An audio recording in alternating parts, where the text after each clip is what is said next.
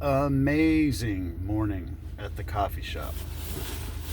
So I'm in this coffee shop 3-4 days a week doing some writing, and man, so this morning there's a group of like 5 girls, early 20s, mid 20s, maybe late 20s, one or two of them, and they're the loudest people in the coffee shop.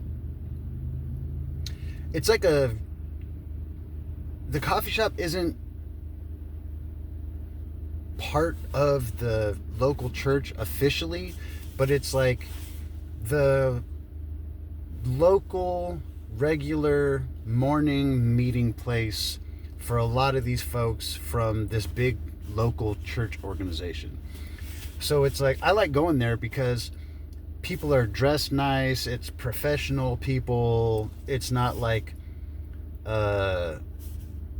low class kind of place where they have like rainbow flags and they're trying to push homosexuality and all kinds of weird shit on people. They're trying to be a place where the church people can come and have their coffee and hang out and talk and have a good time and keep the place clean and all that kind of thing. So it's great. It's a great shop. And a lot of professional business people come down here in the morning because it's right next to the DoubleTree. And this town that I'm in now is a shit hole in the middle of the Midwest. It is a shithole out here, okay? It is a rough town to live in. And extremely high drugs, extremely high violent crime, like extremely high, okay? So the fact that there's a DoubleTree in this town is stupid anyway, but there is, well, the reason is this is a hub for trucking and railroad work. And so there's a DoubleTree here for the executives for these major companies that have locations here. There's a 3M here in this town. There's a Union Pacific Railroad and things like that. So there's some huge companies. There's some big money coming through here from time to time, and these people stay at the DoubleTree. So the professional business people come down from the DoubleTree.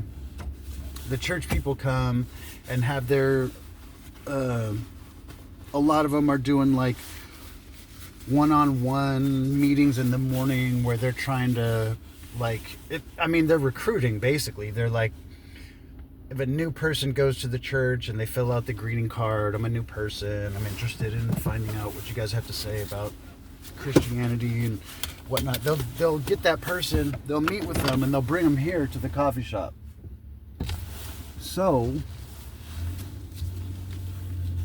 you can overhear a lot of people having conversations about the Bible and giving their opinion on, current events and all that kind of thing. Hardly ever do I actually tune into any of that, but like I was saying, it's a nice place to go in the morning. So to get to the point, man, these chicks are cooked, homie. Fully well done. Like this little group of church girls, they're like college kids and like probably the one that's already married with a huge rock on her finger, already like graduated, and she's got a husband. She's trying to encourage these other young ladies to not be thoughts, and they're doing good. They're in church, they're dressed respectable. It's the middle of wintertime, as you can tell. It's freezing ass cold outside. It's like, this is frozen. And dude, hilarious. But they're in there just deriding and dragging the shit out of all the guys that are trying to date them and whatnot. Oh my God, man. It was crazy. So one by one, they're going around in a circle and shitting on whoever like is trying to be their boyfriend at the time. Crazy shit. So it's like the one fat one, the most unattractive, most overweight one is the loudest, obviously. And you'll find this to be a pattern you can observe almost uniformly everywhere all the time. I mean here, I mean in Europe, I mean in Asia, I mean in South America. I've been to these places, I've dealt with these women. It is universal that the fat friend is going to be, not always, more often than not, the fat friend is going to be the loud, man-hating one. Because it's like their complaint is their confession.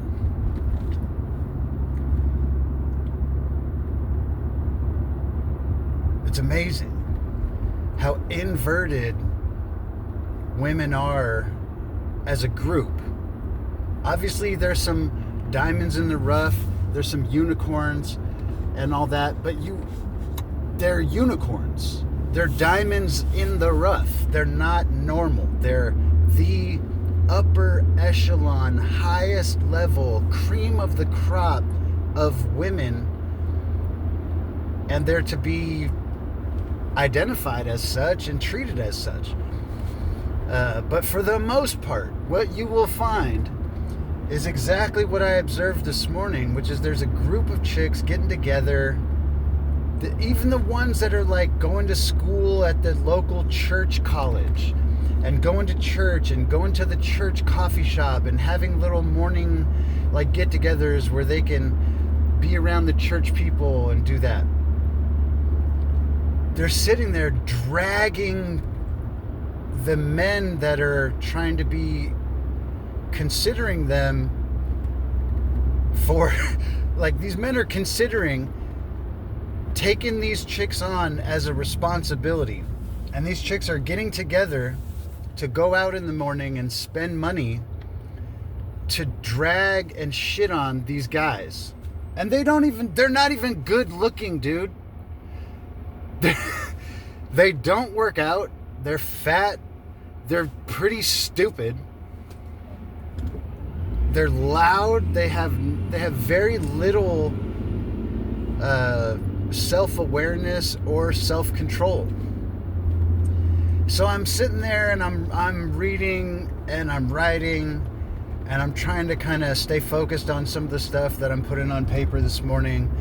But I hear the one pretty thin blonde chick who has her back to me and all the other ones are facing me. And she says to the group, and I can overhear this, she's like, yeah, I don't want to be single for the rest of my life. And that piqued my interest. I was like, well, at least there's one chick sitting at the little table over there that's like willing to speak the truth to the group and be like, you guys are great for shitting on your boyfriends or whatever, but I don't want to be single for the rest of my life. And I was like, good for her. Wrong. Poor guy, man. Wrong. That bitch was talking about her fiance, who she's getting married to now. Those chicks were there because this one's getting married. And they're all like having a little, like, let's get together and celebrate you and how talk about how great you are for, you know, getting married and this or whatever, right? And the chick who's getting married is there entertaining all this shitting on men. And then her statement in response to that social interaction that's happening is, I just don't want to be single for the rest of my life. Not, I found a good man. Not anything positive. about this poor guy who's about to lose his ass. But I don't want to be single for the rest of my life. And that's cool. You shouldn't want to be single for the rest of your life. I think that's great that you're actually at the point where you're like, no, I'm going to tell these bitches I don't want to be single for the rest of my life. But then at the same time, she was unable to actually stand up for her man at all. Nothing. And I'm sure it'll be heartbreaking for him when he finds out that he's not her first choice, that she doesn't really like him, really hardly at all even, and that she's perfectly happy to drag him and shit on him to her little group of friends that are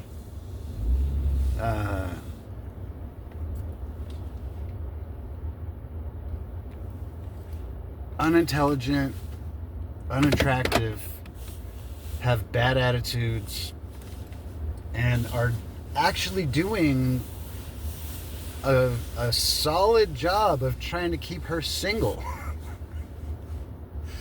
It's like they all got together to try to keep this bitch single. I shouldn't say that. To try to keep this young lady single. Okay? I wouldn't refer to them as bitches if they weren't sitting there dragging their boyfriends out loud so that everyone in the coffee shop could hear them while they're in a coffee shop surrounded by businessmen.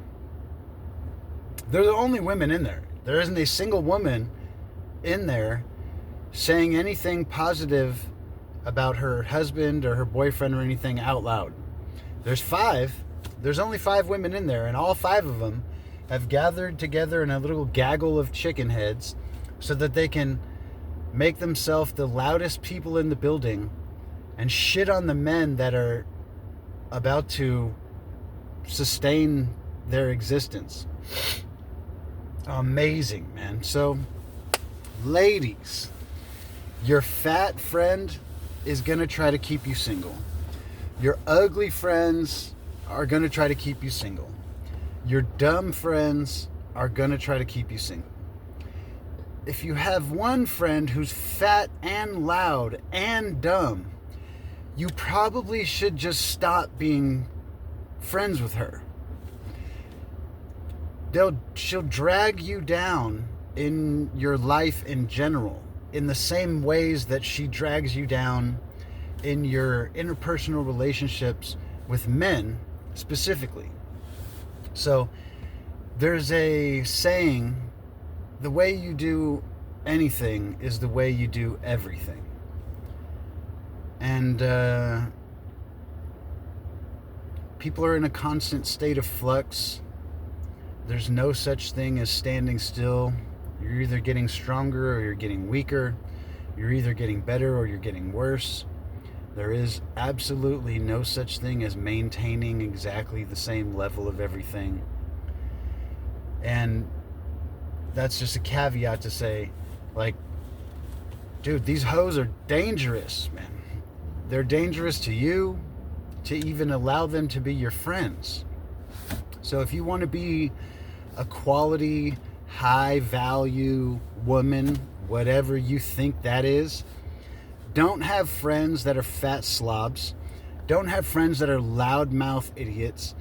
Don't go out in public and fucking drag your boyfriend or your fiance. If all your hoe friends are dragging all their boyfriends, it might be good to remind them that your complaint is your confession.